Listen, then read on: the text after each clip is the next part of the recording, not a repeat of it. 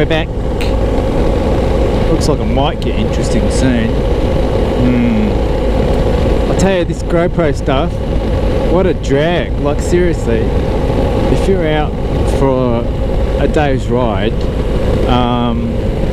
it's annoying. It's annoying. It's just terribly annoying. Like, because you're not going to film the whole trip, right? You're going to sort of, when you see interesting bits coming up, you sort of turn it on, right, and go from there. I tell you, like, you can't have the battery on standby, like the camera on standby, because the battery will go down pretty quick. It doesn't last that long, right? Short trips, like a couple hour ride or something like that, yeah, fine, but going for like more than that don't last long. And you want it on standby so that when something comes up you can just quickly turn it on and film, right? So to save battery, you turn it off through your phone, because you got your phone mounted on your dash, right? You see my phone there? Can you see? Yeah, okay. And so I turn it off, but then to turn it back on,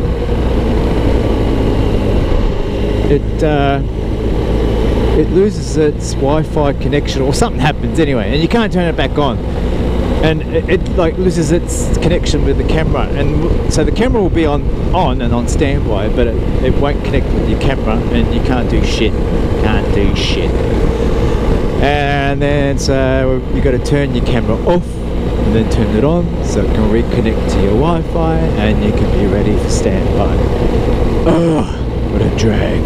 Serial. So I think if you're out for long trips and you want to start and stop and you want to keep it on standby to film, you're better off running a long, can you see my cord? I've got a long cord there. Can you see in the reflection? Probably not. But I've got a long cord. I've just got it all bundled up. But I should, after this next stop, I probably will unwind the cord and try and connect it into my power socket here at the front and have it permanently connected and permanently on, and see how that goes. And that should be alright. So, if I fall off or something, the cord would just simply pull out. There's no risk there. So accident wise, it's alright. You've got to always account for this sort of stuff. It's not going to choke me or anything like that, or just pull out.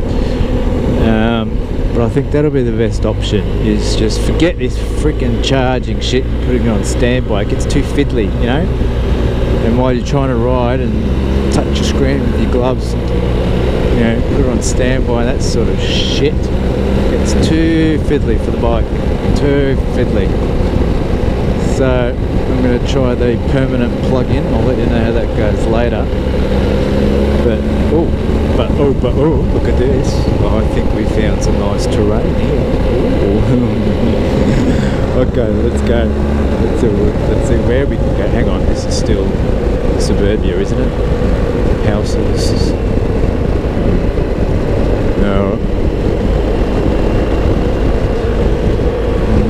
No, this looks like, black spot. Okay, black spot. Another way of saying, take it easy. Oh, this is nice. Look at that, eh? There you go, we finally get some footage, eh? So where am I? I am, let me do this corner, I am on the Yarra Junction Newgie Road. Yarra Junction Newgie Road. Yeah, never heard of it. Anyway, nice road. Eat your heart out, Europeans. Look at that. Whoa.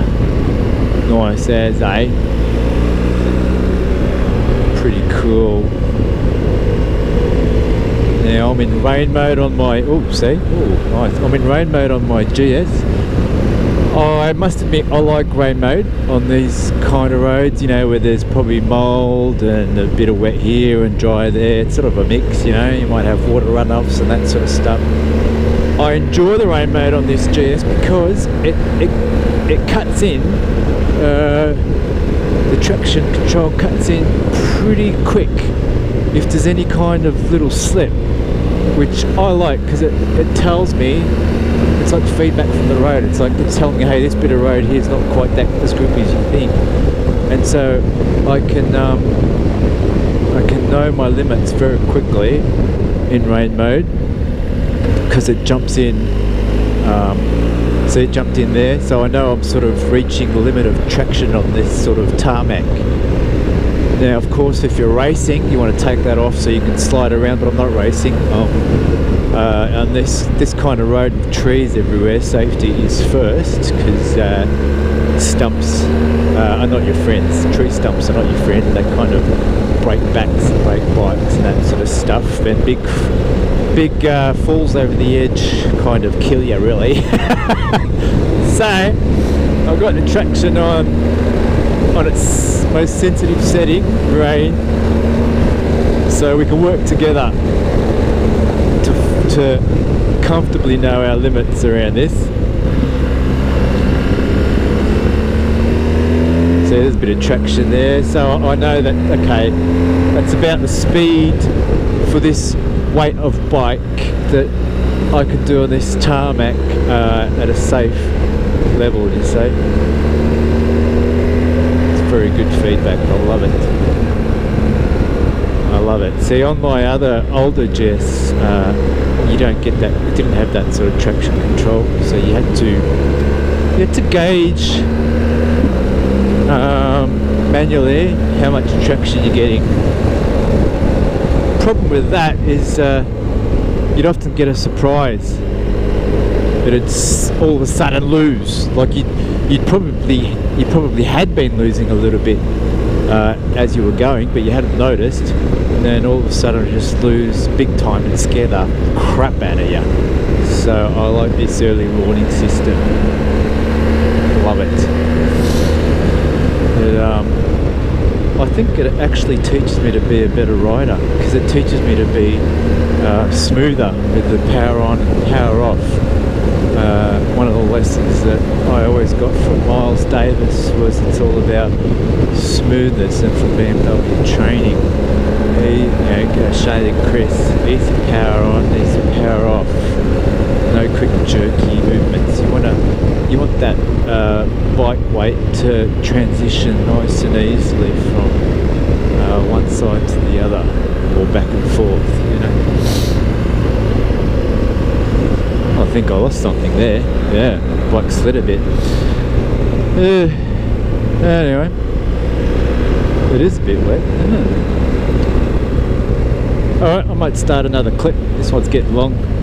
Catch me on the other side.